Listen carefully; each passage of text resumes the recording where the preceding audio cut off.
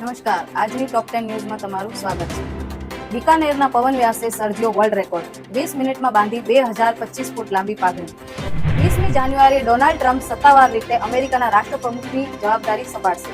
વિવિધ રાજ્યોમાં સરકાર મહિલાઓને અને ખેડૂતોને ખાતામાં પૈસા ટ્રાન્સફર કરવાની યોજનાઓ શરૂ કરી રહી છે. લોસ એન્જલસના જંગલોની આગના કારણે $150 અબજ નુકસાન, 10,000 મકાન રાખ, આગ હજી બેકાબૂ. 10 જાન્યુઆરીએ ગુજરાત હાઈકોર્ટે કડક નિર્દેશ આપ્યા છે કે ચાઇનીઝ દોરી જ નહીં, કાચના પાવડર ચડાવીને વેચાતી દોરીને પણ પ્રતિબંધ આપવામાં આવશે.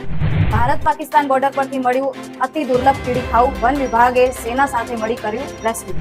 અમદાવાદના ફ્લાવર શોમાં $25,000 ચૂકવીને પ્રી વેડિંગ શૂટ કરી શકાશે. પશુ પક્ષીઓની સારવાર અને રક્ષા કરવા માટે 10મી થી 20મી જાન્યુઆરી સુધી કરુણા અભિયાન શરૂ કરવામાં આવ્યું છે. ફાસ્ટ બોલર વરુણ આરોને ક્રિકેટને કહ્યું અલવિદા. તમામ ફોર્મેટમાંથી નિવૃત્તિ જાહેર કરી.